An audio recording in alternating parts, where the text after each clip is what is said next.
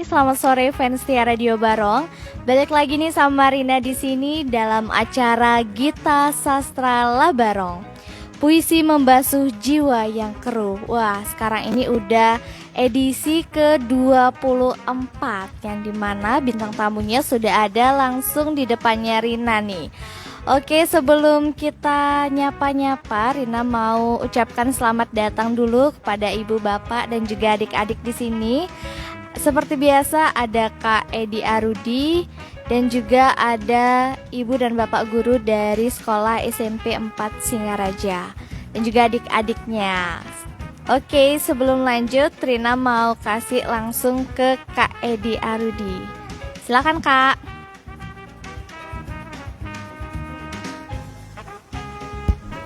Baiklah, fans radio yang ada di rumah dan di studio, kita hadir di sini teman-teman sih sebenarnya, bukan kakak-kakak atau adik-adik ya, teman-teman dari SMP Negeri 4 Singaraja.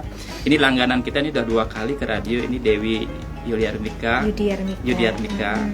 satu Dewi Aryastiti.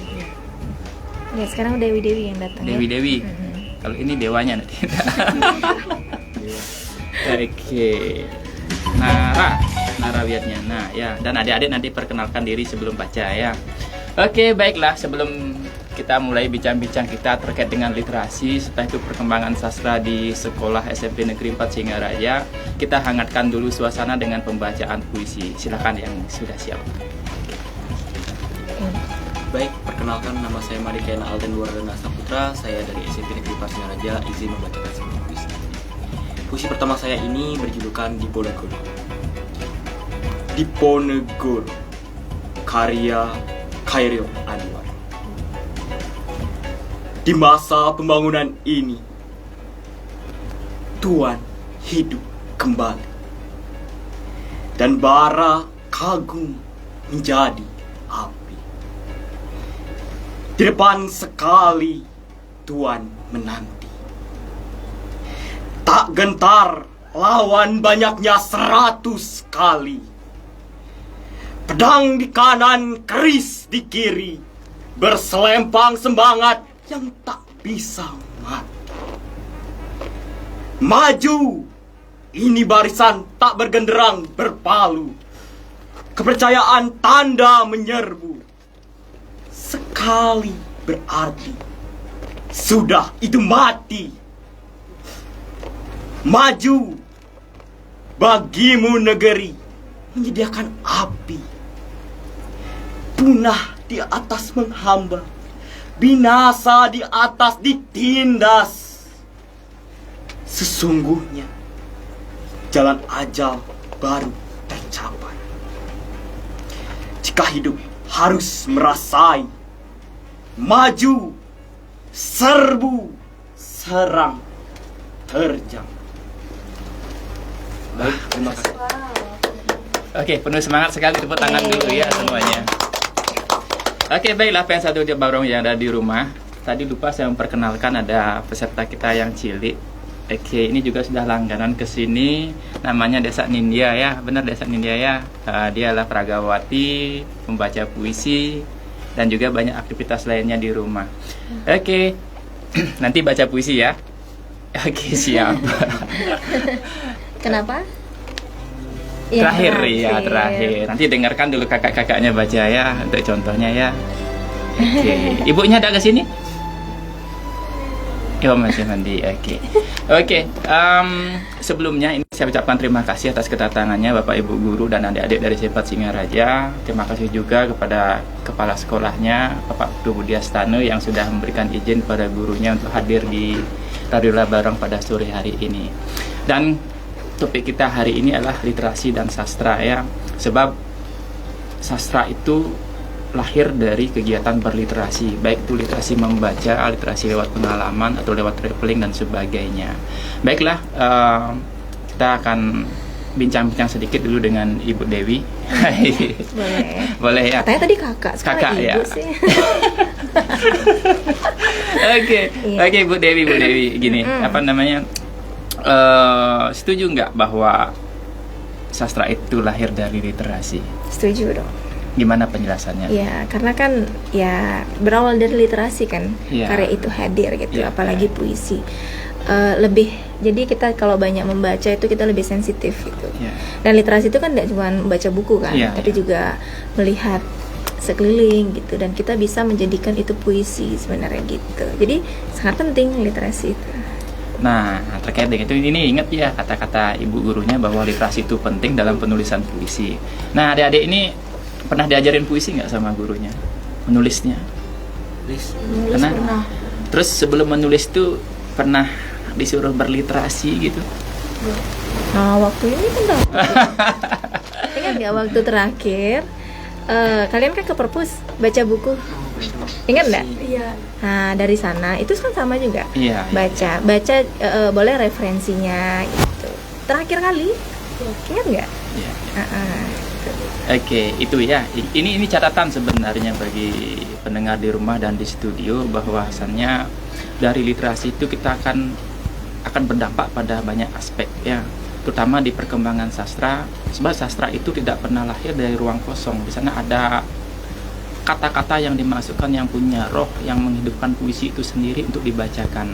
Dan ada pesan-pesan tertentu yang nantinya disampaikan oleh pengarangnya kepada pembacanya. Nah, terkait dengan literasi ini, ada program nggak Bu di sekolahnya terkait dengan pengembangan literasi sekolah itu? Yang gimana ya? Kalau di sekolah sudah ada. Secara sih umum, yang sebenarnya. secara umum dulu. Sudah ada sih. Iya. Sudah ada. Bisa diceritakan nggak ke pensadul yang ada di rumah? Gimana apa namanya bentuk literasi yang gimana yang dikembangkan di sana? Oke, mungkin saya dulu nanti ditambahin ya teman-teman ya. Jadi kalau literasi di sekolah tuh sebenarnya sangat sudah apa ya istilahnya ya, aktif sekali sebenarnya. Jadi setiap hari itu selalu diadakan literasi baca buku. Jadi kami kan menyediakan pojok-pojok baca nih. Iya, iya, iya. Jadi mereka bisa literasi mandiri istilahnya sebelum mulai pelajaran sekolah itu 15 menit. Iya, iya. Kadang juga ada literasi bersama. Jadi itu dimulai jam 7 kurang 10 menit ya. 10 menit berkumpul di lapangan semuanya literasi bersama, lalu mereka ke depan untuk mengungkapkan apa yang dia baca gitu sebenarnya. Terus di sisi lain juga yang berkaitan dengan literasi ya tadi ada lomba-lomba. Iya, iya. Ada lomba baca puisi yang melibatkan anak-anak SD gitu.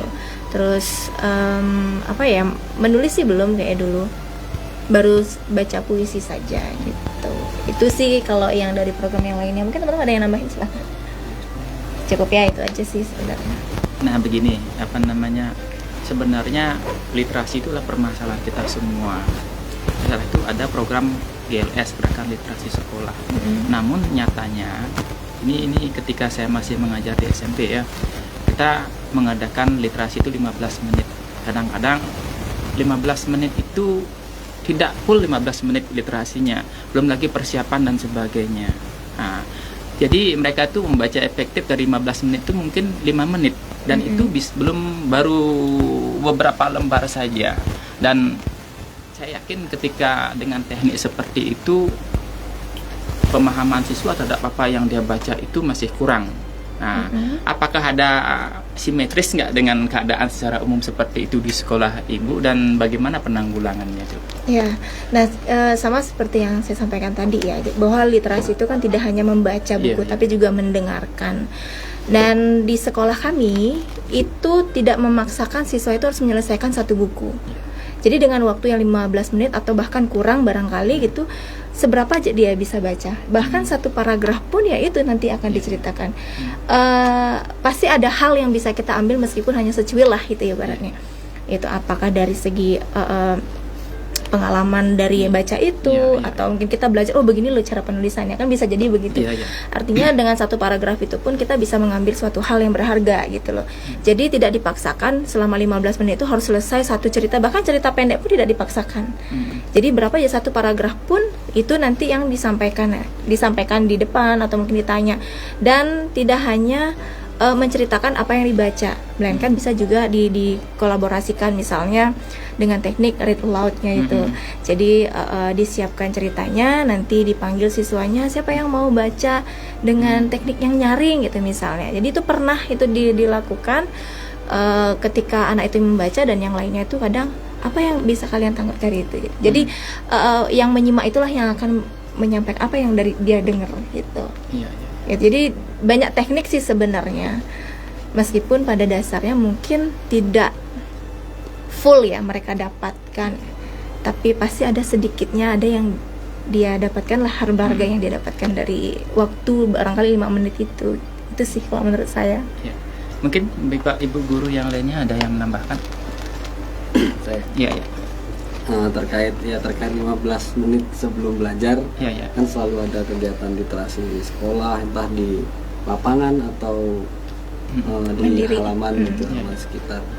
Nah, saya melihat itu, saya rasa sebenarnya emang benar dikatakan Bapak tadi, kurang terlalu efektif itu sebagai gini, karena mereka itu tidak paham secara utuh apa yang mereka baca gitu. Jadi salah satu mungkin cara saya pribadi, cara saya menanggulangi itu adalah dengan cara 15 menit sebelum belajar di jam bel pelajaran itu,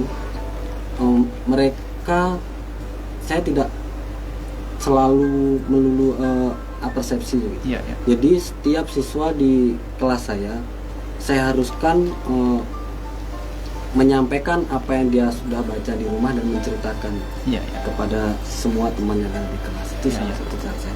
Jadi bebas mereka bisa menonton film, bisa membaca cerpen atau berita pun Iya, bisa iya. disampaikan. Itu. Ya. Mungkin tambahan lagi Bu ada? Ya, kalau dari saya ya, karena dalam bahasa Indonesia itu sebenarnya kan ada 4 keterampilan bahasa, di mana awalnya itu kita sebelum menulis pasti harus bisa membaca dulu. Ya, makanya anak-anak saya pun yang masih mempunyai anak PAUD itu belajar baca dulu sebelum dia bisa menulis. Maka dari itu menurut saya program literasi 15 menit itu cukup efektif. Karena apa? Dengan anak-anak sering melihat kata, mereka belajar kosakata. Jadi mereka semakin sering melihat, mereka itu bisa semakin paham. Jadi besok-besok jika menulis, mereka itu sudah kaya akan kosakata. Mungkin itu manfaat dari literasi 15 menit tanpa mengurangi keefektifan waktu belajar di sekolah. Begitu.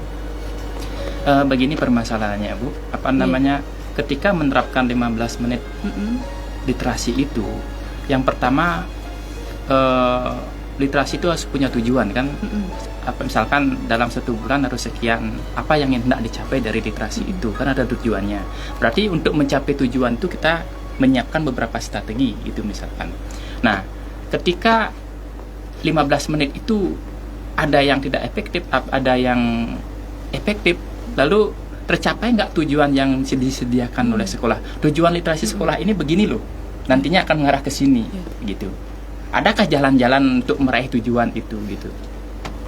Ya, kalau menurut saya karena literasi itu kan tidak sekali, walaupun 15 menit, jangan dilihat hanya 15 menit pada waktu itu. Tapi 15 menit itu berkesinambungan, di mana 15 menit hari ini, besoknya lagi, di mana anak-anak itu boleh membawa buku pulang ke rumah. Jadi 15 menit sekarang dia sampai di halaman segini, besoknya itu literasi lagi dilanjutkan, atau mungkin saya kurang berminat dengan buku ini, kemudian bisa diganti dengan topik lain. Sehingga anak-anak dimaksudkan di sini pertama adalah sasarannya adalah gemar membaca dulu. Jadi disediakan waktu dulu. Oh, anak-anak silahkan membaca. Mungkin hari ini mereka memalas membuka buku itu. Jadi disediakan waktu, silahkan membaca. Mungkin tidak semuanya mau membaca pada saat itu. Tapi jika terus disediakan waktu, lama-lama mereka akan ya deh saya baca deh daripada saya diem gitu.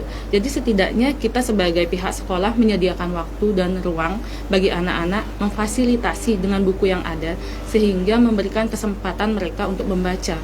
Istilahnya walaupun mereka ada niat membaca, ada gemar membaca, tapi tidak ada waktu yang diberikan dan tidak ada fasilitas buku, ya sama saja dengan bohong gitu. Oke, baiklah, itu pertanyaan dan jawaban yang seru ya. Itu dari persepsi guru ya. Nanti saya akan minta dari persepsi siswa. Dari siswa, nanti silahkan sampaikan literasi yang kayak gimana sih yang kalian butuhkan gitu. Apakah literasi misalkan pemutaran video bersama, apakah hanya membaca dulu, itu nanti ya. Sekarang kita dengarkan dulu pembacaan puisi dari adik-adik SMP Negeri 4 Singaraja. Siapa? Siapa yang nanya? Siapa yang Ya boleh Boleh aja siapa. Boleh siapa? Oke. Baik, perkenalkan nama saya Dewo Kamal Octavian dari SMP Negeri 4 Singaraja. Puisi yang saya akan baca hari ini yaitu Balada Orang-Orang Tercinta.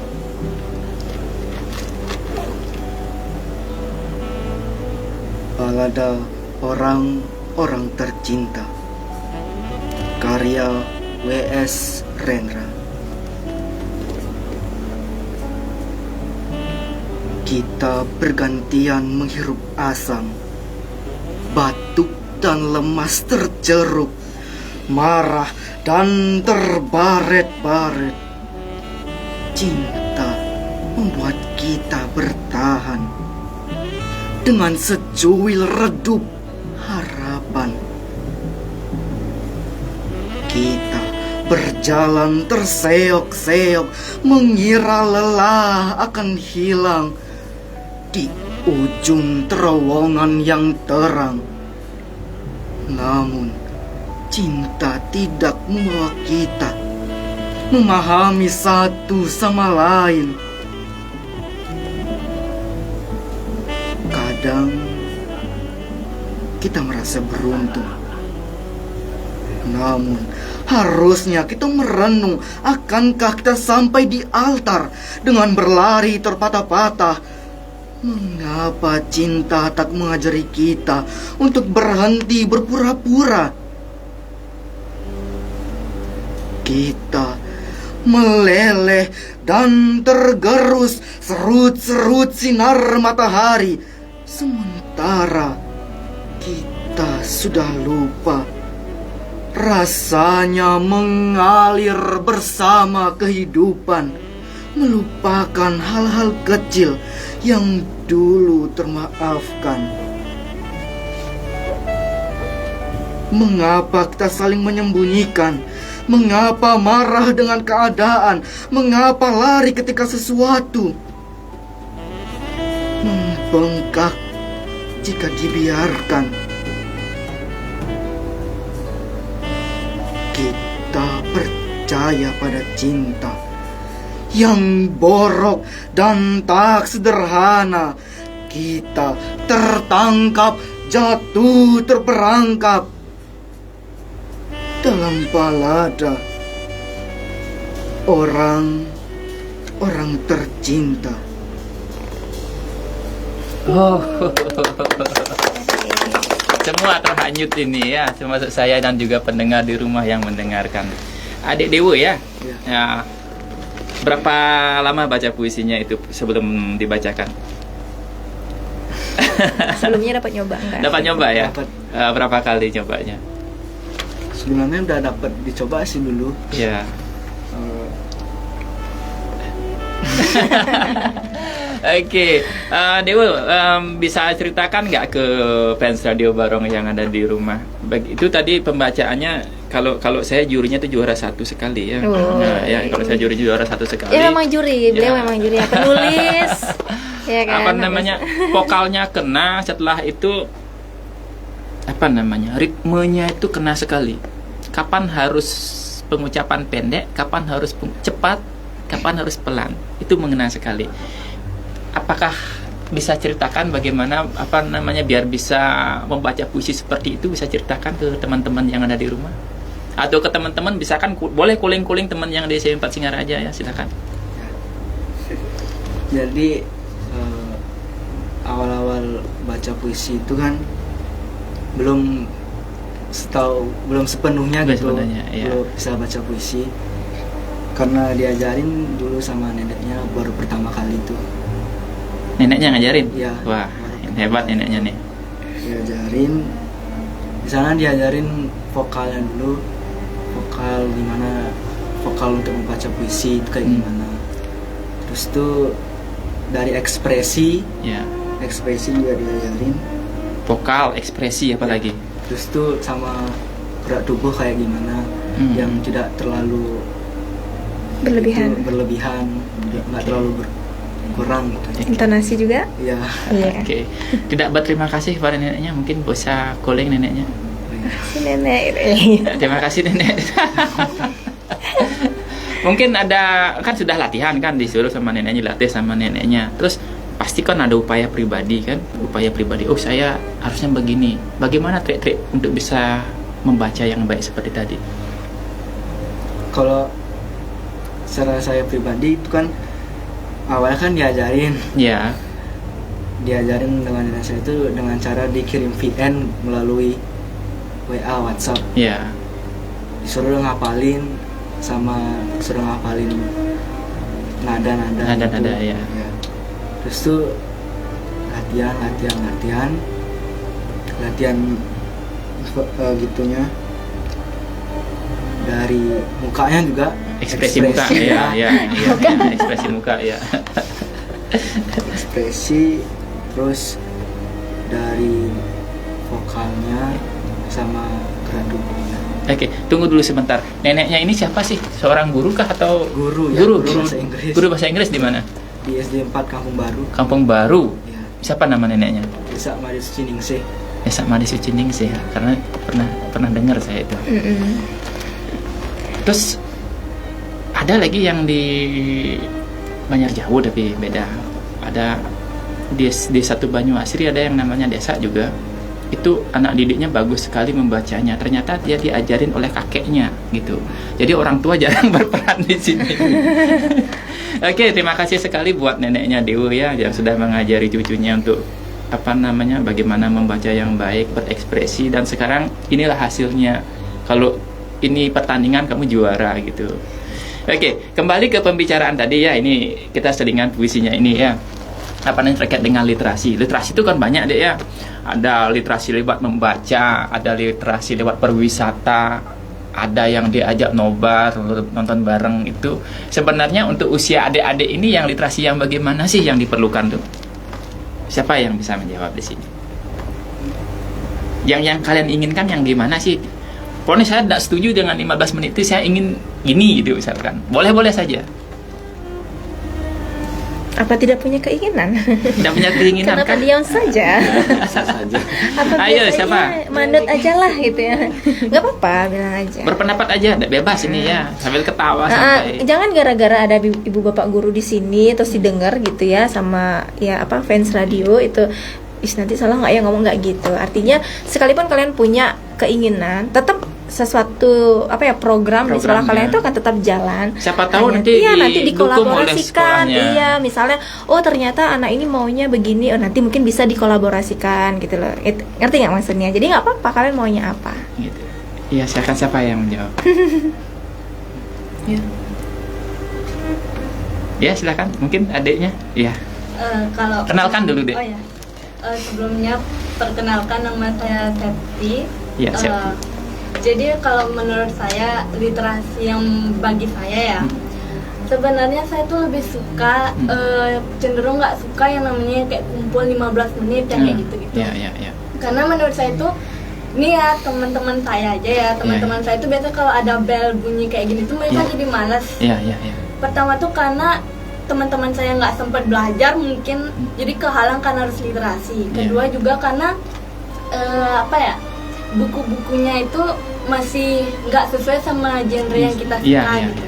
Jadi kebanyakan kayak buku-buku yang yang cenderung nggak yang novel yang kayak gitu. Karena kan kebanyakan dari kita tuh lebih suka buku-buku yang kayak novel atau kumpulan puisi-puisi itu yang lebih laku ya di kalangan kita gitu. Jadi kalau misalnya mungkin emang ada ya di sekolah ada, cuman yang sering kita temukan itu cenderung yang lebih ke non fiksi. Jadi kayak kurang lah minat kita jadinya. Iya. Didayakan dulu. Jadi kan kayak kurang ya. Itu juga kurang suka. Jadi menurut saya pribadi tuh gerakan literasi yang lebih kita suka itu membaca di rumah daripada di sekolah. Jadi kayak yang dibilang Pak Nara tuh dah. Oke. Ya, boleh saya tambahkan ya? Silakan. silakan. Sebenarnya Desa meskipun dia tidak suka katanya ya, tapi dia ini adalah anak yang paling sering maju untuk menyampaikan apa yang dia baca sebenarnya. Artinya di samping dia ingin memberontakkan diri, tapi dia sebenarnya manut. Karena apa? Ada sesuatu yang akan dia dapat dari itu gitu loh. Nah, kalau misalnya siswa itu seperti Desa suka membaca di rumah, aman. Dunia literasi akan aman-aman aja. Literasi di Buleleng itu tidak akan turun. Masalahnya sekarang kan untuk membangkitkan yang tidak suka literasi gitu. Jadi dengan membiasakan membaca mungkin akan timbul ini ada. Nah, terkadang kan tidak semua paksaan itu jelek ya. Gitu. Jadi akan tahu jadinya gitu loh.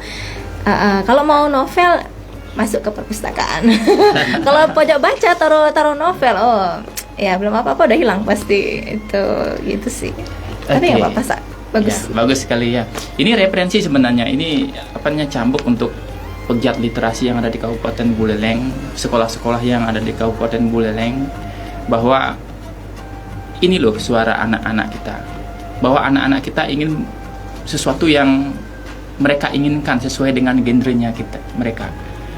Masalahnya sekarang di sekolah itu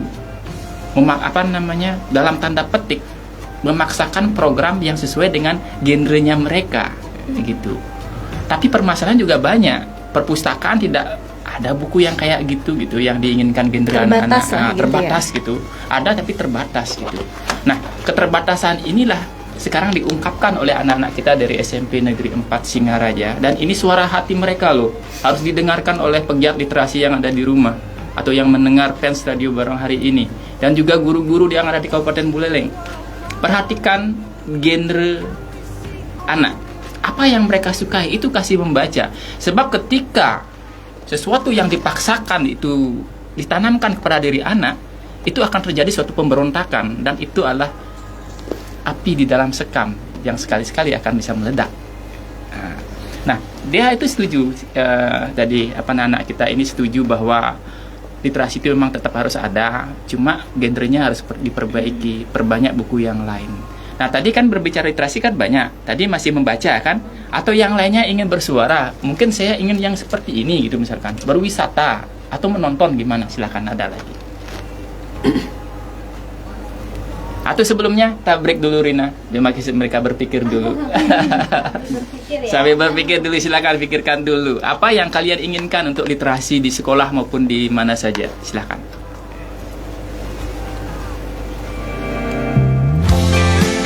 Oke, pikirkan ya apa yang jadi keinginan kalian.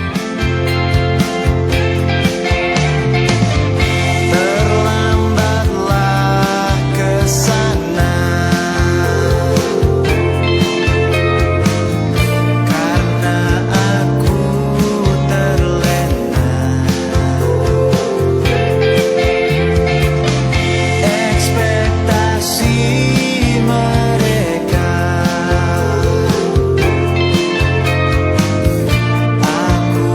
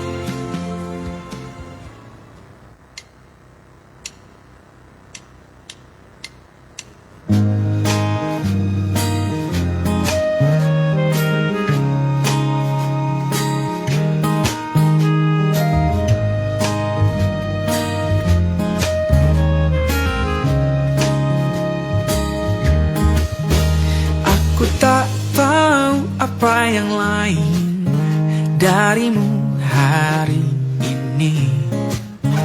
Apa itu karena sepatu flatmu atau kukumu yang baru kau warnai?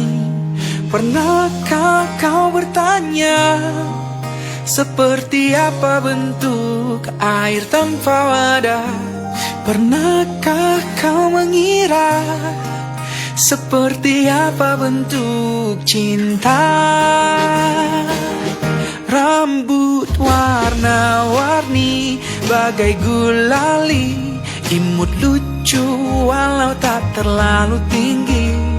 Pipi cabi dan kulit putih, senyum manis, gigi kelinci membuatku tersadar bentuk cinta itu. Ya kamu,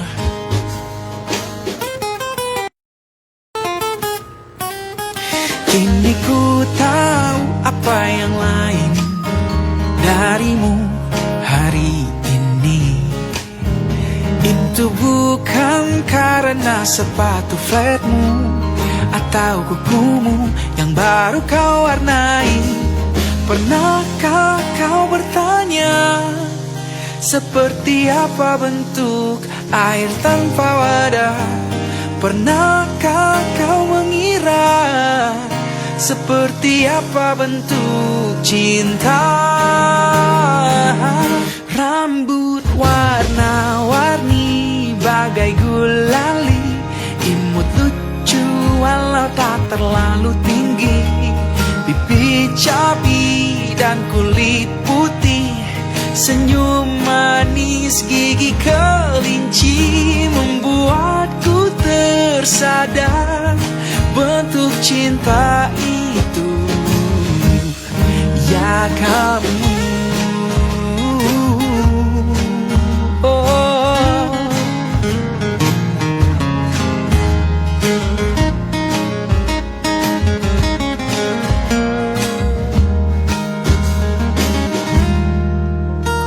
pernahkah kau bertanya seperti apa bentuk air tanpa wadah? Pernahkah kau mengira seperti apa bentuk cinta? Rambut warna-warni bagai gulali, imut lucu walau tak terlalu tinggi. Pipi cabi dan kulit putih, senyum manis, gigi kelinci. Rambut warna-warni bagai gulali, imut lucu walau tak terlalu tinggi. Pipi cabi dan kulit putih, senyum manis, gigi kelinci membuatku tersadar bentuk cinta itu. Ya kamu, oh, cuma dirimu untukku bentuk cinta itu kamu. Oh ya kamu.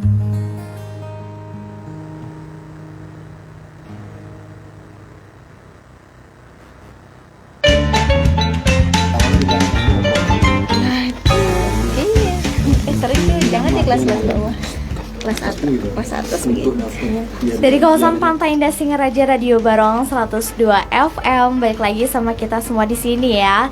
Nah, kali ini mungkin adik-adiknya udah ketemu jawabannya nih Kak Edi. Jadi langsung aja nih Rina serahin ke Kak Edi. Iya, terima kasih Kak Rina. Oke, sebelum melangkah ke jawaban yang mungkin sudah tertata rapi untuk disampaikan nanti, siapa yang mau baca puisi ini dulu? Kita tenangkan suasana. Oke, silakan. Perkenalkan diri dulu, silakan calling temannya di rumah, silakan ya.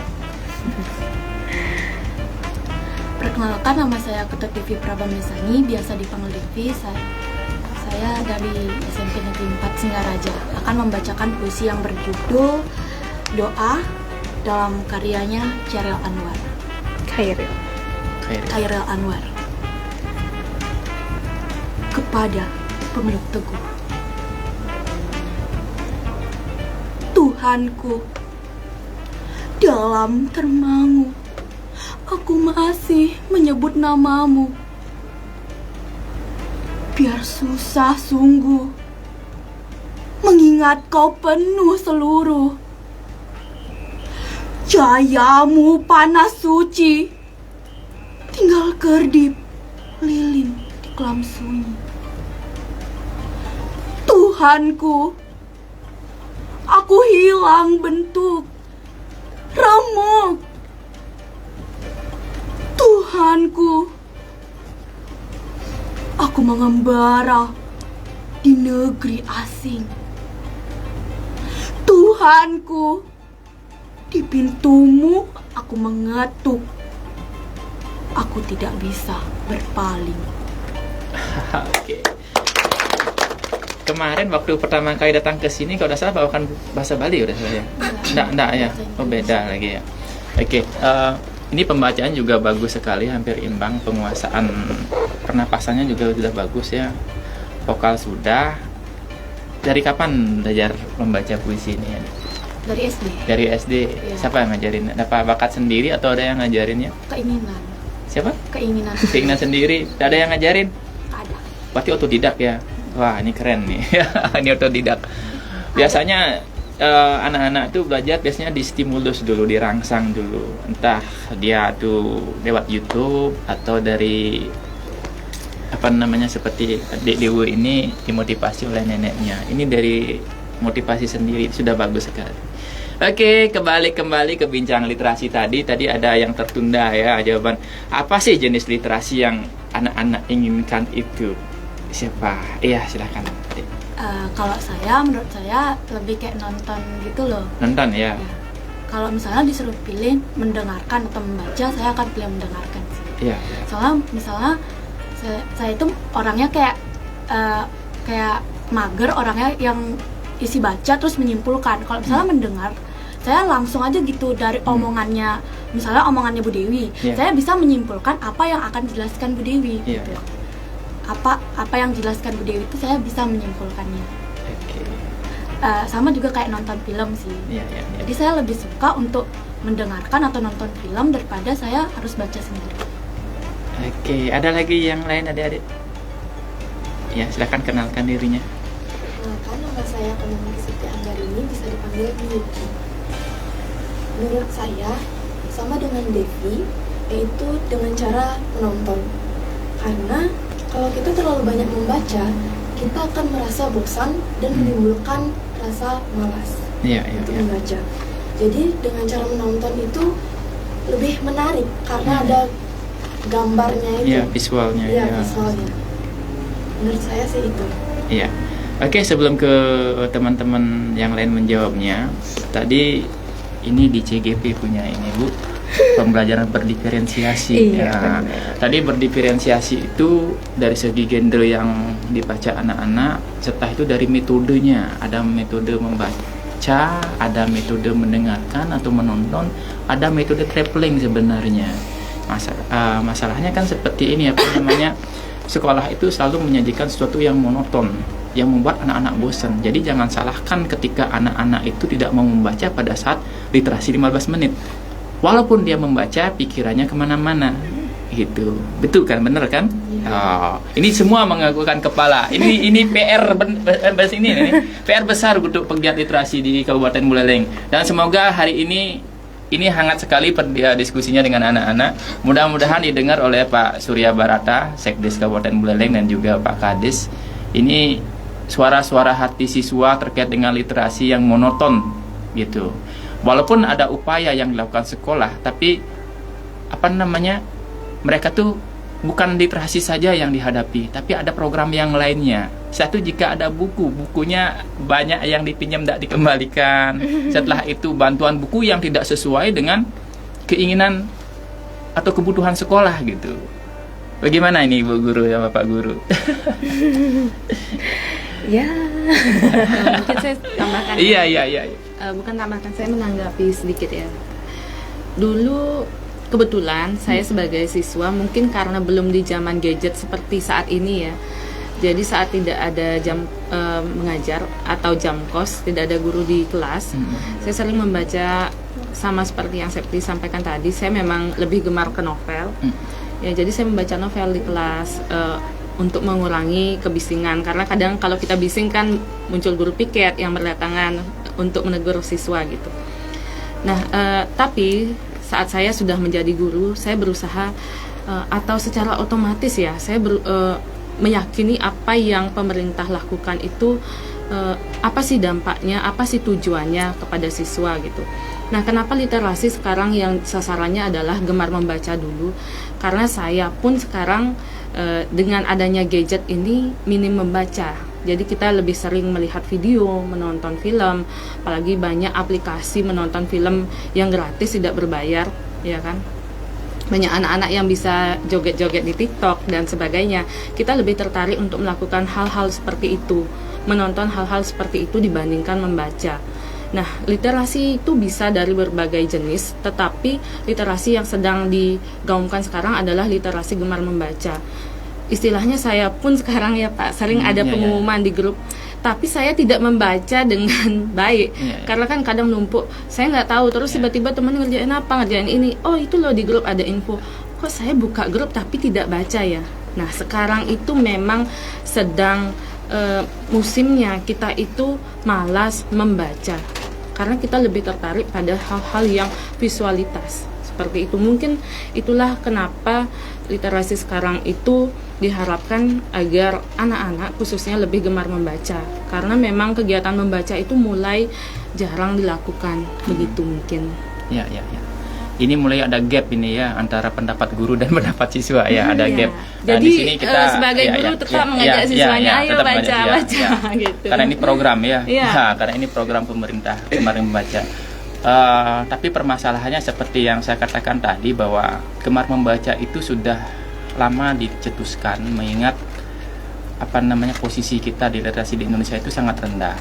Terus gemar membaca itu kita kan wajib belajar 9 tahun, dan di SD itu mereka sudah ada literasi juga, tapi di sanalah gemar membacanya di SD itu pendapat saya dari dari para ahli yang saya baca bukunya dan pendapatnya. Dan di SMP itu mulai dia sesuai dengan keinginan masing-masing, sesuai dengan pembelajaran berdiferensiasi itu. Jika kita paksakan seperti itu gitu, ini secara umum dulu ya, sekali lagi ini pendapat saya pribadi dari apa yang saya baca dari para ahli literasi di Indonesia, bahwa ketika literasi di SMP itu dipaksakan dengan satu metode saja, berarti diferensiasinya tidak berjalan gitu, tidak berjalan dia. Satu, yang kedua, jika kita tidak mengakomodasi keinginan siswa untuk mencari model literasi yang lain, artinya kita membatasi.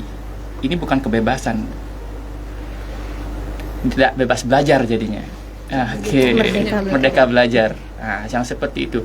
Jangan sampai kita menyediakan program tapi tidak disukai gitu. Kita inginnya anak-anak gemar membaca tapi dia formalitas saja. Nah, itu gap yang ada dari keinginan siswa lalu program yang ada. Jadi masukan saya pribadi dari apa yang mungkin pernah saya lakukan, bahwa ada nobar di sekolah gitu, di aula ada giliran gitu, misalkan kita setiap hari Jumat dulu baca, setelah itu tur itu tidak sekedar tur, jadi dia lihat apa sih yang mereka tanggapi dari atau lihat dari studi tur itu gitu. Mungkin itu sekedar masukan. Jadi ini menjadi perbincangan tersendiri nantinya di sekolah, bagaimana mengatasi permasalahan itu gitu.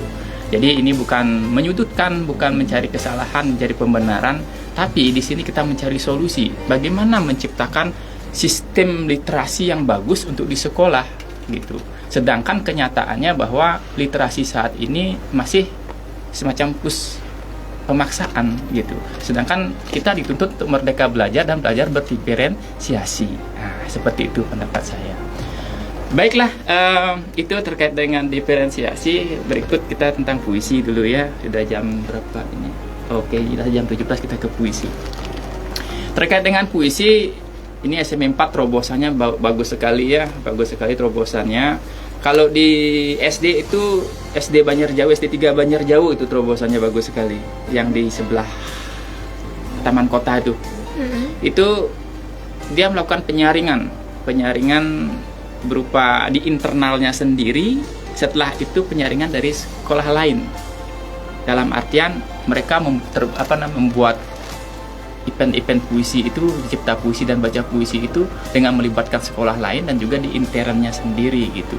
Terus di SMA 4 juga bagus sekali, dan ini belum ada di sekolah lain kalau tidak salah, baru SMA 4 pelopornya ini ada semacam penjaringan untuk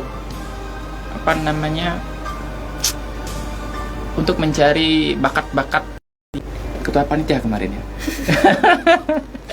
Iya.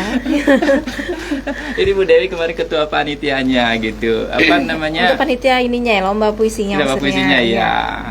Untuk puisi gini Bu apakah sama dengan yang lainnya, itu ada semacam lomba internal dan lomba dengan melibatkan orang lain juga, atau bagaimana?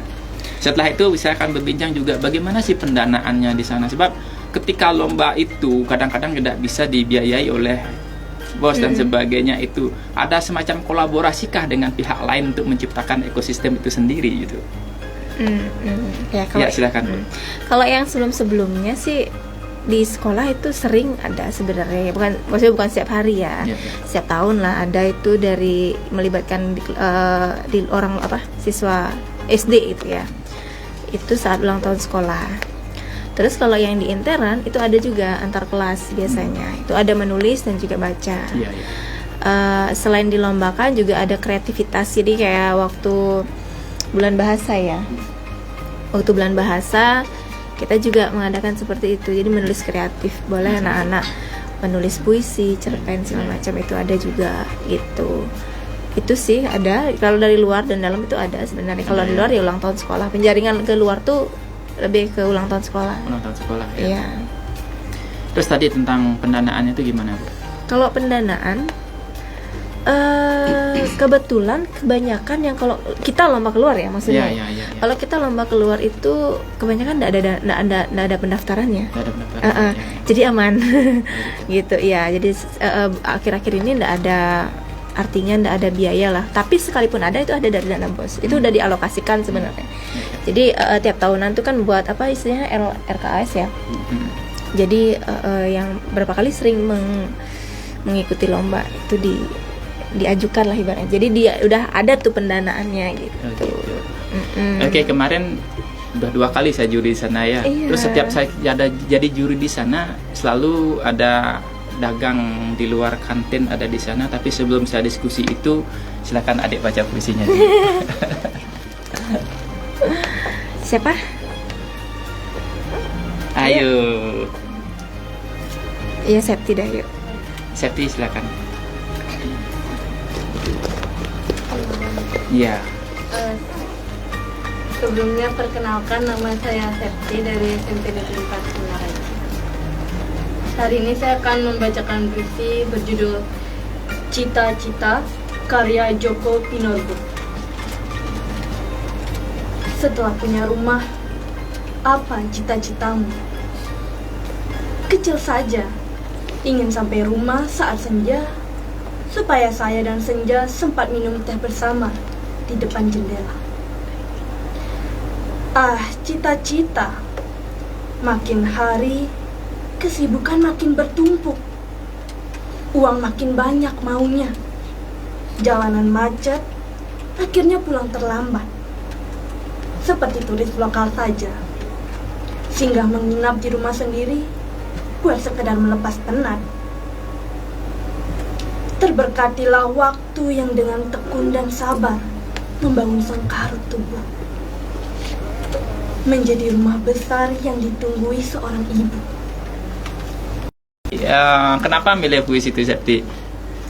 Sebenarnya waktu itu kan lagi saya aktif ya di sosial media, jadi saya nggak sengaja ke scroll berita soal kepulangannya, kepulangan Bapak Joko Pinurbo. Jadi saya berpikir bagaimana kalau saya membawakan puisi ini, karena kan sekarang ini banyak ya lebih cenderung membawakan puisi, mungkin W.S. Rendra mungkin atau mungkin Khairil Anwar yang paling populer ya. Jadi saya ingin kembali mengenang sastra beliau lagi. Oke, fans ada di rumah, Jokpin ini pernah penyair senior Indonesia ya, yang baru saja berpulang, jadi kita berduka untuk itu. Dan tadi puisinya juga dibacakan, judulnya yang apa tuh, Dek? Cita-cita. Oke, kenapa milih puisi Cita-cita? Judulnya kan banyak karya Jokpin tuh. Ya, karena waktu itu pas lagi scroll itu, nah yang muncul itu tuh adalah pas ini ya. Ya, pas yang ini, dan yang muncul tuh adalah beberapa cariknya itu yang di bagian pas saat yang cita-cita ya sampai seterusnya yang gitu. Dan waktu itu saya juga sempat searching lagi tentang kan saya biasa kalau habis dapat dari info tersebut saya lagi searching di Google gitu buat mencari tahu siapa sih ini, karena saya juga baru dengar, jadi ini literasi ini. Oke. Berarti itu secara tak sengaja menemukan tuh ya. Kira-kira tahu nggak maknanya itu?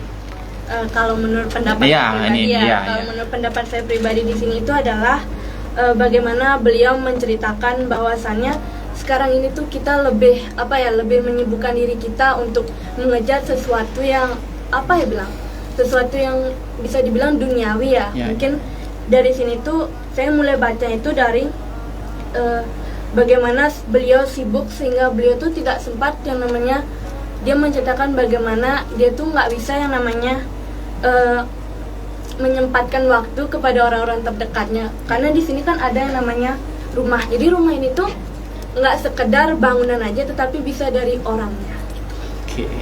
Oke, bagus sekali penjelasannya, Dek ya. Sekali lagi Jokpin ini puisinya sederhana, dari kata-kata sederhana dia, seperti cita-cita ini ya. Cita-cita hanya tinggal di rumah. Jadi pesannya itu banyak sekali, bahwa kita itu orang tua nih terutama ada dalam tanda petik pengejaran. Terkait dengan pengejaran itu entah pengejaran uang. Lalu kalau sudah mengejar uang pasti jawabannya selalu tidak mencintai rumah. Berarti mereka sebenarnya cita-citanya sih di rumah gitu. Dan di sisi lain ketika mereka mengejar itu sendiri, kadang-kadang tidak sempat tidur di rumah, harus nginep di hotel, harus kerja ke sana ke sini gitu. Jadi ini filosofi dari cita-cita itu gitu. Dan satu permasalahan lain terkait dengan puisi cita-cita ini dari siapa ya? Kemarin saya baca dari kritikus sastra Narudin Pituin. Itu dia menceritakan dengan puisi cita-cita ini bahwa orang-orang yang dalam pengejaran itu mereka melupakan hakikat dari kehidupan gitu. Hakikat kehidupan itu apa sih? Kembali ke keluarga. Kadang-kadang ketika orang tua sibuk kerja, anak-anak jadi dibesarkan oleh pembantu dan sebagainya, atau tak terurus, atau bebas dalam arti sebebas-bebasnya, tidak, kan ada bebas terikat kan, ini bebas sebebas-bebasnya, terus berlanjut terhadap tanda petik pengejaran itu tadi, akan berdampak pada permasalahan Indonesia saat ini, di mana korupsi merajalela, pembunuhan merajalela. Dulu di Bali kan tidak ada pembunuhan kan, sekarang sudah banyak sekali gitu. Dan di sini juga tidak lepas dari pengaruh media sosial juga. Pengaruh media sosial itu besar sekali. Satu pesan saja terkait dengan berita pembunuhan, orang-orang yang pikirannya negatif itu, bagaimana sih caranya dia membunuh? Kalau saya cita-cita membunuh, mungkin saya akan seperti ini. Itu yang bahaya. Makanya media sosial itu tidak layak menyebarkan berita-berita seperti itu gitu. Pembunuhan, apalagi tuh ada pemerkosaan, ada orang tua yang menikahi menggumuli anaknya dan sebagainya. Itu sudah bejat sekali, udah kredit sekali dunia ini sebenarnya. Makanya diperlukan seorang sastrawan yang jenius untuk mengomunikasikan situasi yang terjadi itu ke dalam bentuk sastra, dan Indah Jokpin ini salah satunya. dia ungkapkan dengan bahasa sederhana, cukup dengan cita-cita, cuma tinggal di rumah, ngopi dengan senja. Oke, siapa yang bisa ngopi dengan senja? Itu kejeniusan seorang penyair ya, mampu mengomunikasikan permasalahan yang terjadi di masyarakat di Indonesia itu sendiri. Dan jika dijabarkan puisinya itu panjang lebar, seperti saya tadi sudah 3 menit dijelaskan puisi itu kan, tapi kalau dibuatkan puisi sedikit itu aja, itulah kejeniusan seorang penyair gitu, mampu merangkum derita dunia. Dan seperti kata Umbulan Dupa lagi, cintalah yang sekali-kali membuat kita betah bertahan. Jadi ciptakanlah cinta itu di rumah, cinta dalam tanda petik yang umum, yang general ya. Misalkan kasih sayang orang tua terhadap anaknya, jangan melupakan cita-cita anaknya, membimbing mereka untuk belajar berliterasi. Kalau di sekolah misalkan tadi permasalahannya dicekoki dengan literasi membaca, di sekolah ajak mereka, di rumah ajak mereka nonton sesuai dengan kemauannya. Ini menjadi solusi. Di rumahlah kita ciptakan itu, sehingga rumah itu menjadi surganya anak-anak, bukan menjadi nerakanya anak-anak gitu. Baiklah Karina, ini terlalu panjang lebar, kita break dulu dengan 2 lagu.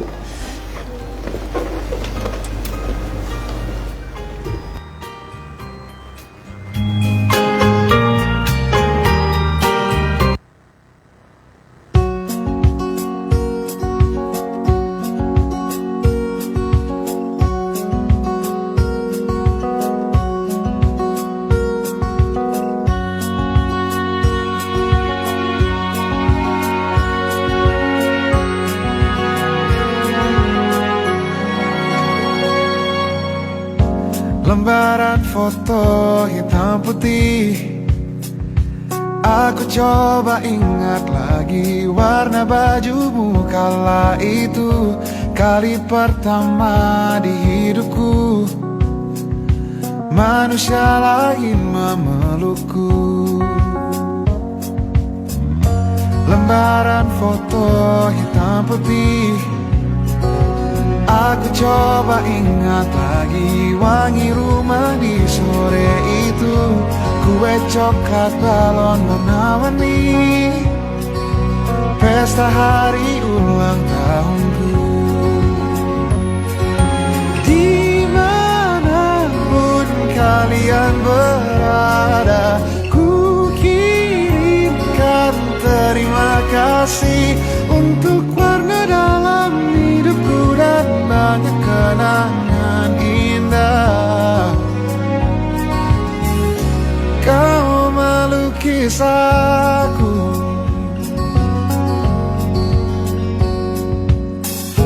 lembaran foto hitam putih, kembali teringat malamku hitung-hitung bintang saat mataku sulit tidur. Suaramu buatku lelap. Dimanapun kalian berada, ku kirimkan terima kasih untuk warna dalam hidupku dan banyak kenangan indah. Kau melukis aku, kita tak pernah tahu berapa lama kita diberi waktu. Jika aku pergi lebih dulu, jangan lupakan aku. Ini lagu untukmu, ungkapan terima kasihku.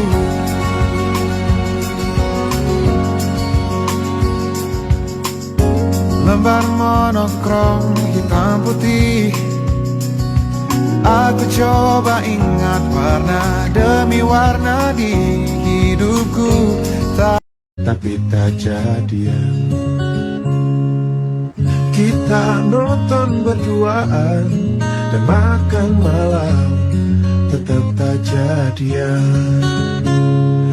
Ini nasib yang mengenaskan, harus terjadi lagi. bukan mau susun, tapi orang bilang itu friendzone.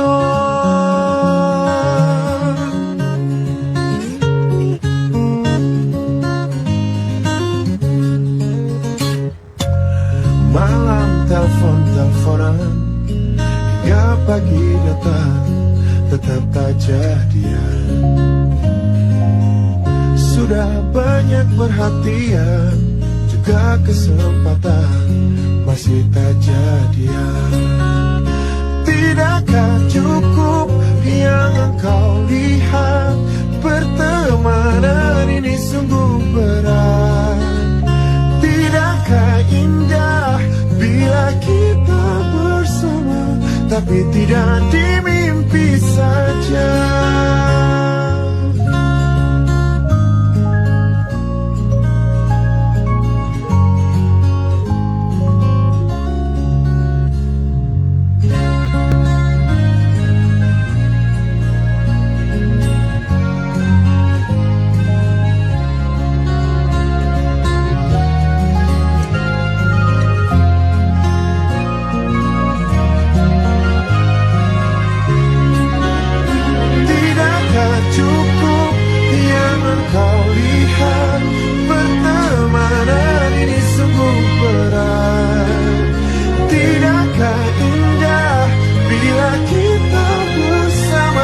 Tapi tidak di mimpi saja, pinginnya yang beneran aja. Ini nasib yang mengenaskan, harus terjadi lagi. Bukan mau susun, tapi orang bilang itu friendzone.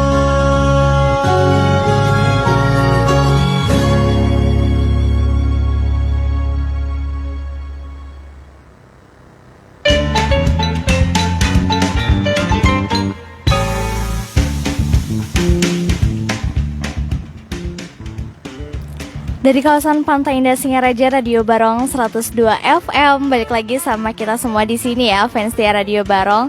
Oke, jadi untuk waktu dan tempat silakan Kak Edi. Oke, fans Radio Barong di rumah, kita hangatkan suasana dulu sebelum diskusi ya. Siapa yang membaca puisi sekarang? Siapa yang belum? Yang belum? Oke, silakan langsung aja. Bisa dekat sini, Dek. Ya berdiri aja boleh, sambil jongkok boleh. Ya, ada apa? Perkenalkan, nama saya Anes dari SMP Negeri 4 Singaraja. Jika malam-malam rindu meliuk liar. Wah, musik. Wow. Lian yang ditangkar untuk kita, dijaga kera-kera liar, seperti model baliho di sepanjang ruang jalan. Embun buruh terpukau hilau matamu. Buyar bersama kabut, diam-diam ke tepis risau matahari. Kusadap dan kurembut benih, kusesap saripati indahmu, kurawat dahaga. Jika malam-malam rindu meliuk liuk, menari di atas sepi bukit. Oke. Wow. Terima kasih sudah bacakan ya. Ini puisi kamar juga ini ya. Puisi yang enak dibaca slow, tidak heroik karena memang tipenya seperti itu. Oke, kita kembali diskusi ya. Ini siapa ke Pak Guru dulu ya. Pak Guru di sini bagaimana sih pembelajaran puisi di kelasnya? Apakah ada metode ngajar puisi ya? Ada materi puisi? Ada materi puisi. Udah dapat atau udah dapat? Belum. Belum. Kelas 7 belum. Siapa yang udah dapat materi puisi? 7, saya dulu pernah sih ada kelas 7. Apa ada teknik-teknik tertentu ini? Siapa yang menjawab Bapak Ibu gurunya ini? Ya boleh saya dulu. Nanti dia tambah-tambahin ya. Ya. Tekniknya yang pertama itulah juga membaca. Baca. Ya, literasi lah secara umum gitu ya. bisa mulai dari contohnya mungkin dulu. Jadi karena kan anak-anak kadang kayak gimana sih puisi itu, kayak gimana sih nulis puisi itu gitu kan. Jadi dimulai dari contoh puisinya, lalu berliterasi, baik itu dari apa yang dia lihat, apa yang dia rasakan. Itu barangkali ini masih gini ya, dangkal ya. Lain halnya dengan Pak Edi, ini sudah hatam sekali rasanya. Itu jadi ya berusaha untuk menuangkan apa yang ada di pikiran dia, apa yang di hatinya dia. Dan untuk bahasa sih tidak terlalu dikekang, tidak terlalu dipaksakan. Silakan dulu untuk masalah pembendaraan kata kan dilihat dari bagaimana dia membaca dulu kan, dari sana dia nanti. Itu sih sebenarnya step-stepnya. Itu kurang lebih begitulah. Ada yang menambahkan?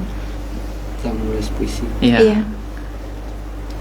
Sebenarnya karena saya ngajar kelas 7 belum sempat ketemu puisi. Ya, di kurikulum yang baru ini belum sempat ketemu puisi. Tapi dulu pernah juga entah di PPL atau di apa ngajar puisi. Salah satu teknik yang coba saya ajarkan ke siswa saya itu adalah dengan cara karena mereka masih belum pernah menulis puisi, murid yang saya ajar itu, jadi hanya sekedar penggambaran saja. Puisi menggambarkan saya, misalnya saya ambilkan sesuatu alat, tapi saya lebih suka belajar kalau puisi itu di luar kelas karena ada gedung-gedung terlalu supek sekali bagi saya untuk, dan mereka pun cenderung kayak gitu ya. Jadi tersekat-sekat itu nggak enak. Jadi lebih suka di luar. Yaudah mereka gambarkan, misalnya ada satu kursi, ya tulis apapun tentang kursi itu dulu gitu. Itu aja caranya pertama, karena adik-adik sudah diajarkan nulis puisi di pembelajaran di kelas? Sudah? Ada yang belum, ada yang sudah. Nah, jika adik-adik ingin menulis puisi, kira-kira adik mau seperti apa sih teknik pengajaran guru tuh? Terbayang nggak? Misalkan di dalam kelas atau di luar kelas? Kalau di luar kelas apa alasannya? Siapa yang bisa menjawab ini? Adik-adik. Atau kalau kalian diminta untuk menulis puisi, apa yang kalian butuhkan? Apa kalian butuhkan? Inspirasi. Ya. Atau nggak kayak membayangkan gitu. Membayangkan aja. Atau mungkin begini, apakah adik-adik ingin di dalam kelas menulis puisi itu atau di luar kelas? Di luar kelas ya. Kenapa di luar kelas? Karena kayak banyak ada karena kayak banyak ada objek gitu loh yang bisa kita misalnya kayak yang dibilang Pak Nara tadi, soal kursi itu kan, misalnya kursi itu diubah jadi tumbuhan itu kan kita bisa kayak di answer lagi apa gitu mau kita buat tentang tumbuhan itu. Iya. Mungkin ada yang melengkapi adik? Iya? Izin menanggapi ya. Jadi kalau menurut saya lebih suka membuat puisi itu di tempat, di dalam ruangan, tapi bukan berarti di dalam kelas. Iya. Gitu. Karena kalau misalnya kita melihat aja di situasinya ya, kondisi tempatnya. Kalau di luar kelas itu memang kita bakal melihat objek sehingga kita bakal terbayang, tapi kita bakal terganggu juga dengan situasi yang ada di sana. Mungkin murid-muridnya yang berkeliaran mungkin, atau apapun itu, mungkin ada aja gangguan di luar kelas. Kalau di dalam kelas mungkin ada aja, tapi saya lebih suka membuat puisi itu di ruangan yang khusus untuk saya sendiri gitu. Jadi hening, senyap, contohnya kayak di perpustakaan gitu. Biasanya di perpustakaan tuh jadi mungkin saya tidak bisa menyamakan ya, tapi kalau saya sendiri kalau udah di perpustakaan itu udah senyap, hening, dingin. Ibunya tidak berisik sana? Oh, enggak. Jadi di sana tuh bisa kebayang apa yang saya ingin tulis. Nah, apalagi ngeliat ibu ya. Ada adik lagi yang ingin menanggapi? Sukanya sih kayak gimana sih? Ini bahan referensi loh untuk pendengar di rumah dan juga ibu guru, bapak guru di sini. Yang kemarin ikut baca dulu di perpus siapa ya, Dewa ya? Baca dulu, kan ada tuh referensi buku-buku puisi. Yang ibu nanti minta aja sama Bu Nikita ya, yang itu Dewa ya. Siapa lagi ya? Ada beberapa kalau nggak salah. Kok Septi? Ada, selain Dewa ada lagi, tapi Dewa bener kan ada ya. Jadi mulai dari situ sih kalau ada yang kadang juga kan ada yang tengah malam ya nggak sih, ada inspirasinya ya nggak sih ya, tengah malam. Begini, apa namanya, keadaan orang atau momen orang muncul inspirasi itu beda-beda ya. Misalkan begini, ada yang inginkan di luar kelas atau out kelas, mungkin ada sisi negatifnya juga, ada gangguan. Sebab ketika nulis itu kita perlu konsen loh, perlu konsen saat nulis. Kalau saya dulu waktu saya ngajar di Pancasari itu, kenapa saya betah di sana, tidak ingin pindah, yaitu di sepanjang perjalanan dari Sambangan ke Pancasari itu sekitar 45 menit. Di sana saya banyak ketemu objek, apapun yang hijau-hijau, ada shortcut dan sebagainya. Begitu muncul inspirasi, saya langsung rem, saya buat note. Setelah itu melanjutkan sekolah. Setelah sampai di sekolah, saya punya ruangan khusus, memang disediakan ya untuk pembinaan sastra itu. Di sana saya ngantor, dan saya penuh keheningan untuk mencerna tindak lanjut dari apa yang saya tulis itu, pemilihan kata dan sebagainya. Jadi ketika orang nulis puisi itu, kalau saya pribadi itu tidak boleh diganggu. Kadang-kadang kalau diganggu itu lagi sebulan bisa baru selesai atau bahkan tidak selesai gitu. Biasanya kalau ciri-ciri bahwa puisi itu akan selesai, sekali muncul inspirasi, tiba di tempat hening, mengolah kata, selesai. Tapi jika itu ditunda terus, maka tidak akan pernah selesai gitu. Jadi dia bisa kolaborasikan. Kalau pembelajaran puisi di sekolah itu, ajak dulu anak kemana gitu, misalkan ke pasar. Kalau saya kan dekat pasar di sana, ajak dia keluar di sana, silakan amati apa yang ingin Anda amati itu. Dan dari 32 siswa itu, mereka itu menemukan 17 objek yang mereka amati. Yang secara umum ada sampah, setelah itu ada lalat. Yang sangat paling mengena puisi lalatnya itu mengena sekali. Setelah itu ada puisi pengemis, ada pas kebelah pengemis, dia tuh dijadikan ini, oh begini. Dan ada yang unik, orang yang menawar cerewet. Nah, itu mereka menemukan hal-hal unik yang seperti itu gitu ketika mereka diajak keluar. Lalu mereka suruh mencatat seadanya yang buat Anda tertarik gitu. Lalu tarik lagi dia ke sekolah, selesaikan di sekolah atau di rumah gitu. Minggu depannya baru ditampilkan lagi. Itu teknik saya. Terus jika memang mesti harus diselesaikan dalam kelas, maka ada teknik. Biasanya kan kalau anak-anak itu dia tidak menguasai kosakata biasanya. Untuk itu gunakan rangsang kata. Misalkan kita ingin membuat puisi tentang kintamani itu, misalkan kintaman tubuh atau trunian. Trunian itu sajikan rekamannya, boleh. Rekamannya sajikan dulu dari kintaman itu turun jalan Lapa, setelah itu menaiki jalan, menuruni jalan dan harus menyeberangi danau, baru tiba di Trunian. Dan Trunian itu harum oleh pohon banyan namanya, tarumenyan. Itu divideokan. Lalu kita suruh cari apa yang kata-kata yang Anda temukan di sana. Oh, di sana ada batu lahar, ada ilalang, ada bunga ilalang.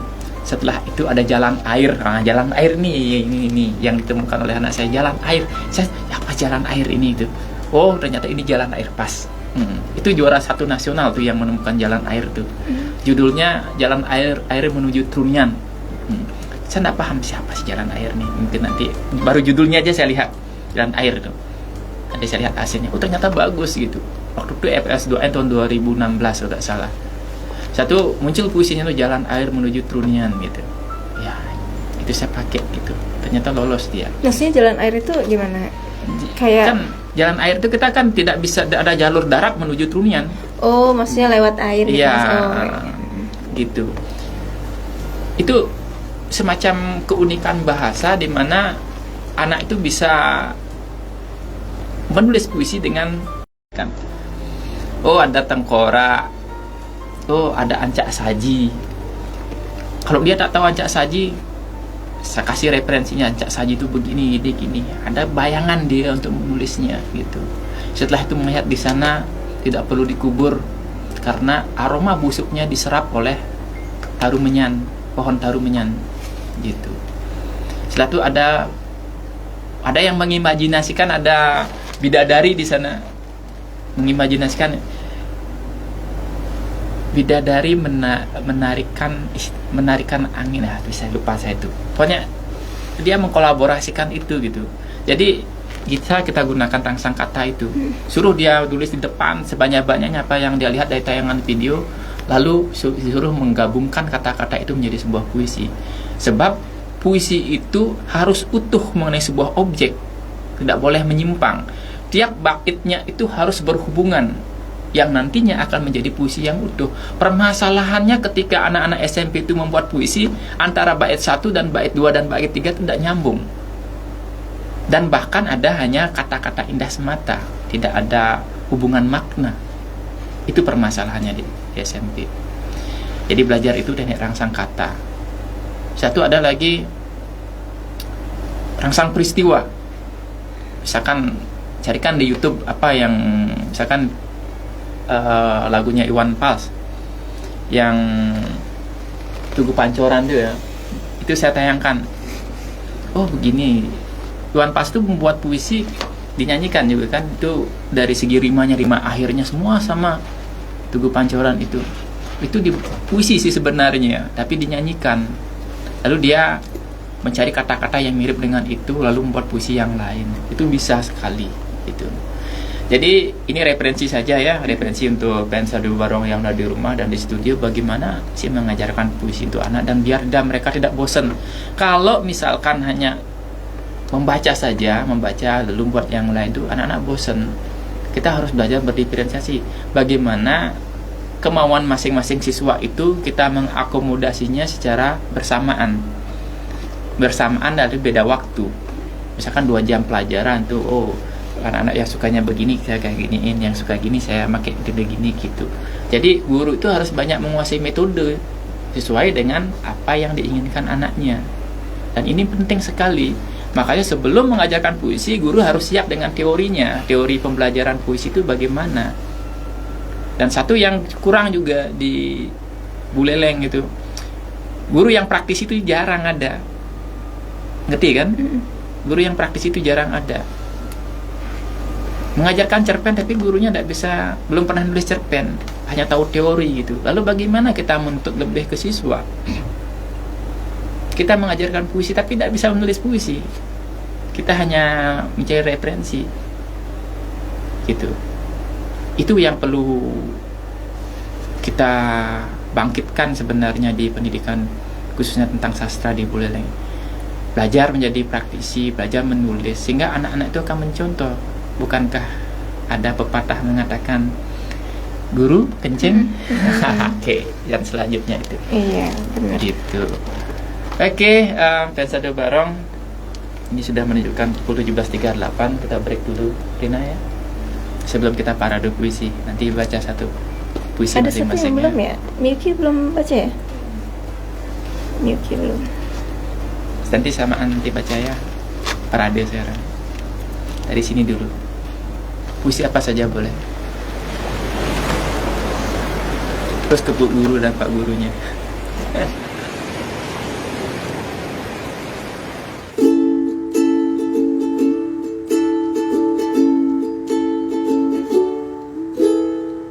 Ku rasa ku sedang jatuh cinta,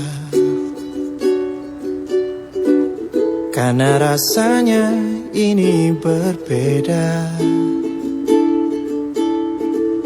Oh, apakah ini memang cinta?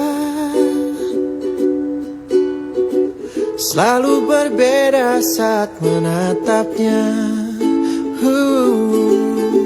Mengapa aku begini, hilang berani dekat denganmu? Ingin ku memilikimu, tapi aku tak tahu bagaimana caranya. Tolong katakan pada dirinya, lagu ini ku tuliskan untuknya. Namanya selalu ku sebut dalam doa, sampai aku mampu ucap maukah denganku.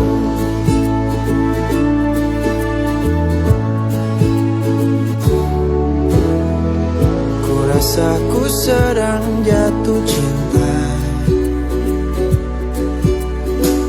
karena rasanya ini berbeda. Oh, apakah ini memang cinta? Selalu berbeda saat menatapnya. Di sini aku berdiri menanti waktu yang tepat hingga akhirnya ku mampu katakan padamu, oh tolong katakan pada dirinya, lagu ini ku tuliskan untuknya. Namanya selalu ku sebut dalam doa, sampai aku mampu ucap maukah denganku.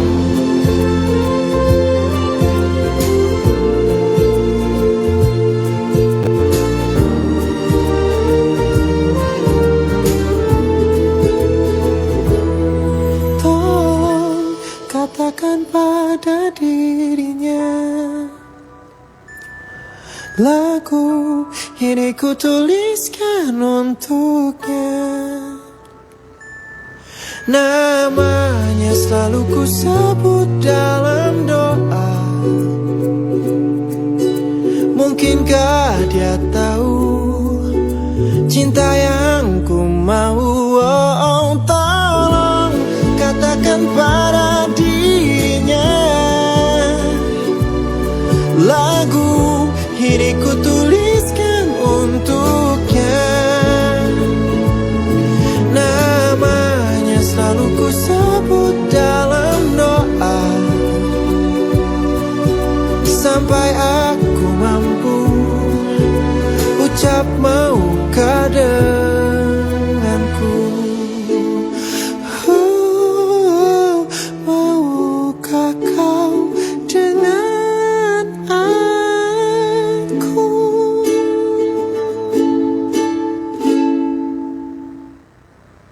Tolong katakan pada dirinya, lagu ini ku tuliskan untuknya. Namanya selalu ku sebut dalam doa,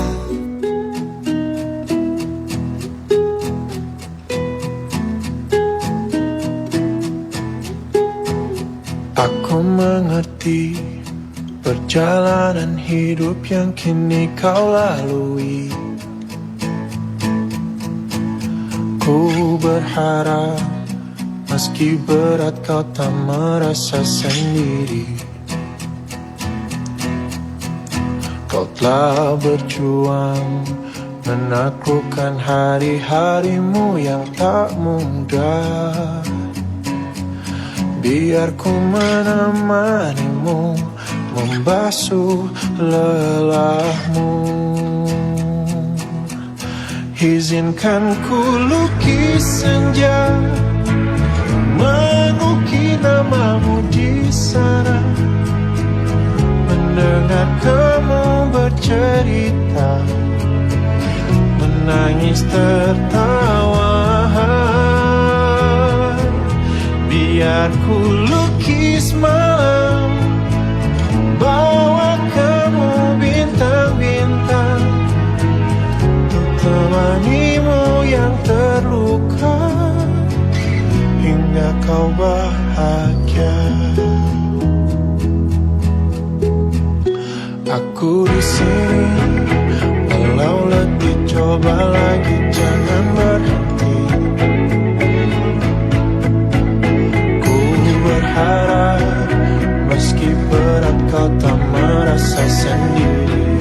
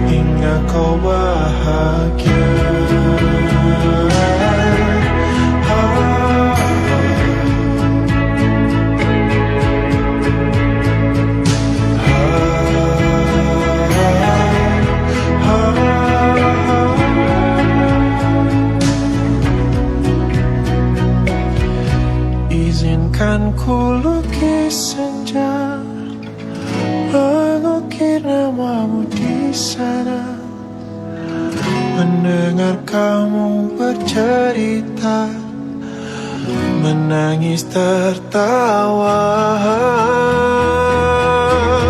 Biar ku lukis malam, bawa kamu bintang-bintang, untuk temanimu yang terluka, hingga kau bahagia. Untuk temanimu yang terluka, hingga kau bahagia.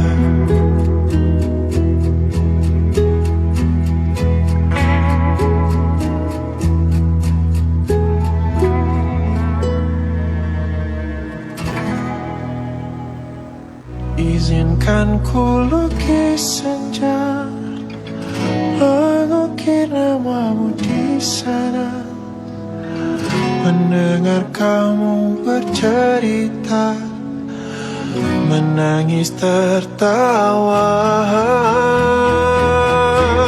Biar ku lukis malam, bawa kamu bintang-bintang, untuk temanimu yang terluka.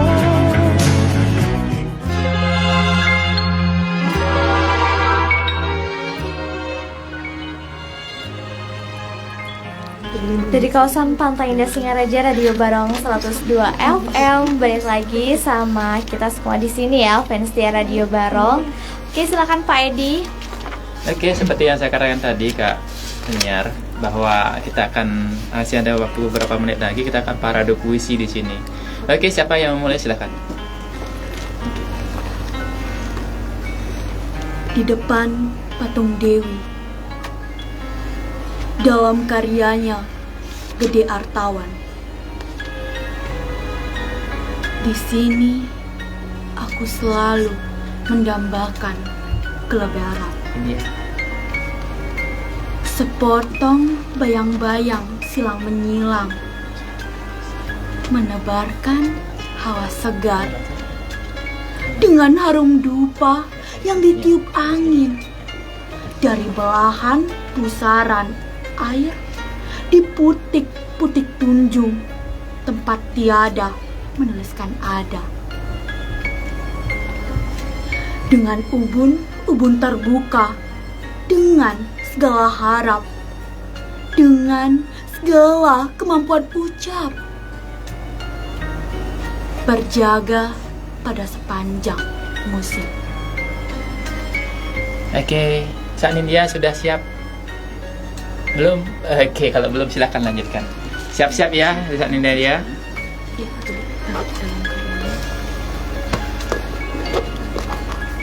Perjalanan malam, karya Gede Artawan. Kapal kuda putih yang mau berlayar ke Sumbawa, memuat beban rinduku pada tanah gersang, di mana burung-burung kehilangan kicaunya. Pasar pagi, tempat aku memburu dendeng kijang dan menjangan pohon-pohon meranggas. Batu cadas yang selalu riang di hati. Sudah? Oke, silakan nanti langsung. Sagu Ambon. Dalam karyanya. Bagus nih, Sagu Ambon. Ombak beralun, oh mamai. Pohon-pohon pala di bukit sakit. Burung-burung nuri menjerit. Daripada membakar masjid, daripada membakar gereja, lebih baik kita bakar sagu saja. Pohon-pohon kelapa berdansa, gitar dan tifa, dan suaraku yang merdu. Oh ikan, oh taman karang yang bercahaya, oh saudara-saudaraku, lihat, mama kita berjongkok di depan kota yang terbakar. Tanpa kusadari, laguku jadi sedih, mama. Air mata kita menjadi tinta sejarah yang kejam. Laut sepi tanpa kapal layar. Bumi meratap dan terluka. Di mana nyanyian anak-anak sekolah? Di mana selendangmu, nonai? Di dalam api unggun, aku membakar saku. Aku lihat permusuhan antara saudara itu percuma. Luka saudara, lukaku. Sekian, terima kasih. Lanjut. Sajak tafsir karya Sapardi Djoko Damono. Kau bilang aku guru? Jangan sekali-kali berkhianat kepada sungai, ladang, dan batu. Aku selembar daun terakhir yang mencoba bertahan di ranting yang membenci angin. Aku tidak suka membayangkan keindahan kelopak diriku yang memimpikan tanah. Tidak mempercayai janji api yang akan menerjemahkanku ke dalam bahasa api. Tolong tafsirkan aku sebagai daun terakhir agar suara angin yang menyinabogokan ranting itu padam. Tolong tafsirkan aku sebagai hasrat untuk bisa lebih lama bersamamu. Tolong ciptakan makna bagiku. Apa saja. Aku selembar daun terakhir yang ingin menyaksikanmu bahagia ketika sore tiba. Oke, sebelum lanjut, fans Radio Barong yang ada di rumah, hari ini anak kita kelas 1 SD mencoba membaca puisi karya Bunda Putri Swastini Koster ya. Silahkan adik. Ya.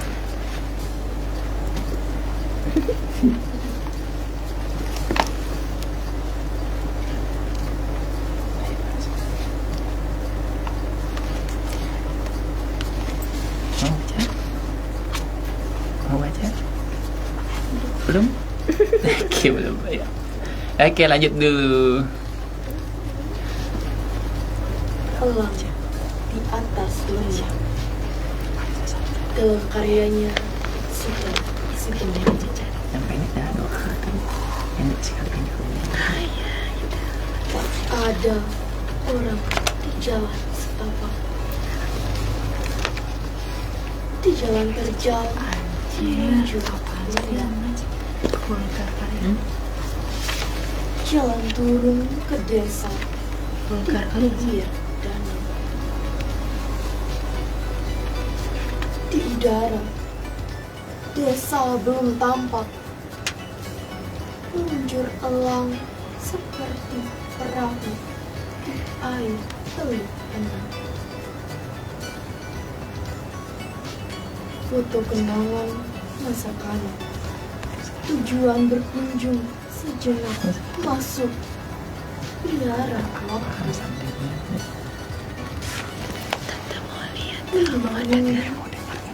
Bertahta di puncak karang, gunung batu seperti burung. Oke. Masih? Oke. Jalan berbatu-batu, jalan turun ke danau sebelum tikungan terakhir. Pandang mencari elang, tak tampak lagi. Perahu pun sudah lenyap di balik tanjung. Lalu terdengar suara kampak, pohon rubuh ditebang, anjing menyalak. Segera aku akan menginjak gerbang lembah. Hilang resah masuk desa seperti elang pulang sari. Wow. Menyalak. Silakan. Galung karya Madu Edi Arjo. Kenangan teguran batu kan, tak menghindari jempuran penonton. Kenangan terbaca di gemuruh samudra. telah menepis berjuta sampah sisa. Kemenangan adalah perahu layar, melepas tali pengikat, melarung sukacita tanpa syarat celah. Oke. Terima kasih ya. Adek, silakan baca. Oke, semua mau mendengarkan ini. Ya, langsung saja Desa Nindya, silakan. Nggak apa-apa, ayo. Desa siap? Siap? Belum? Belum? Ya, oke. Sekarang kita ke gurunya dulu, Bu Dewi. Belum ada ini. Ya, siapa yang sudah siap, Bu gurunya? Belum pilih puisi ini mah. Ayo. Ya, dipanggil sama Ibu. Ini dulu. Ya, baca. Ya. Motivasi Bu, ada anak Ibu. Ya, sini jadi Bu.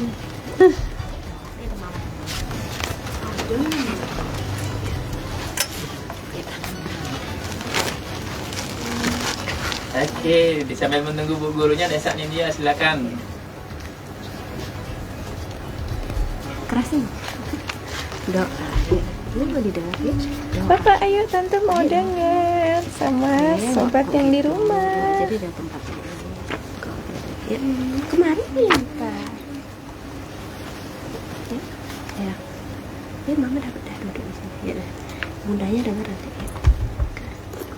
Ya. Kerasin. Dok. Berdiri. Ayo dong. Nanti Ayo, sekarang oke. Sambil menunggu saat dia siap, Bu gurunya dulu ya. Baiklah, kalau begitu. Ini sebenarnya dadakan, ini baru pertama baca nih, mohon maaf ya.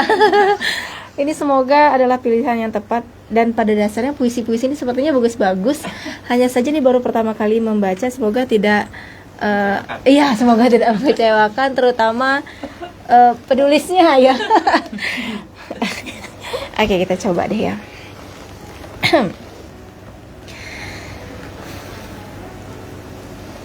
Menambah harapan. Niputu Putri Swastini. Kutambat harapan di setiap langkahmu, di setiap musim.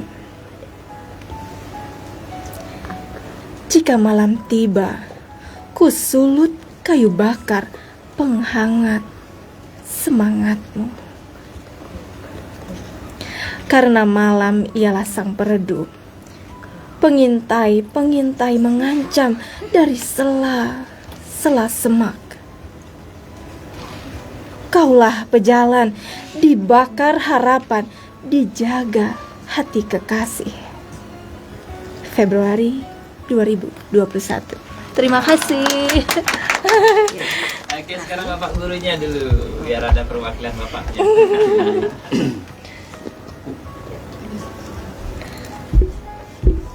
Di sebuah kota, karya Gede Artawan.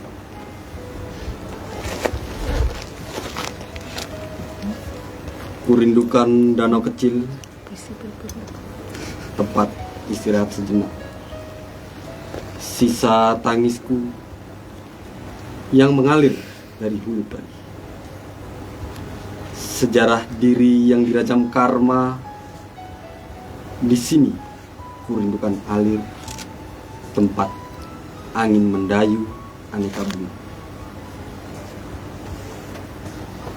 Yang terjatuh dari pohon hening, tempat burung piaraan para moyang belajar sakit. Ibunya mau? Silakan. Ya, ini puisinya sebenarnya sudah sering sekali. Aku karya Khairil Anwar, tapi ini paling favorit saya. Karena yang lainnya belum terinterpretasikan ya. Oke, saya coba ya. Aku karya Khairil Anwar. Kalau sampai waktuku, ku mau tak seorang kan merayu. Tidak juga kau, tak perlu seduh sedan itu. Aku ini binatang jalang, dari kumpulan terbuang. Biar peluru menembus kulitku, aku tetap meradang, menerjang. Luka dan bisa kubawa berlari, berlari hingga hilang pedih perih. Dan aku akan lebih tidak peduli. Aku mau hidup 1000 tahun lagi. Dan nyatanya karyanya ini hidup 1000 tahun lebih. Iya, iya. Oke, Desa mau? Iya. Iya, oke. Yang terakhir ini penutup kita adalah Desa Nindya. Doa. Kak Aryani Putu Putri Swastini. Titip pada pagi agar diteruskan siang dan sampai kepada malam, tempatku bertemu dan mengadu kau.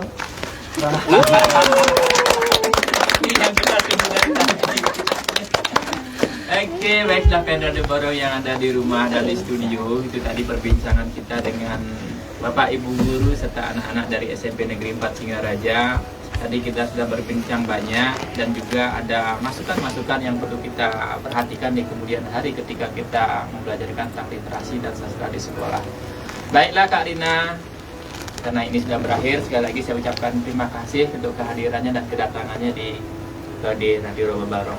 Iya, terima kasih kembali sudah mengundang kami kembali.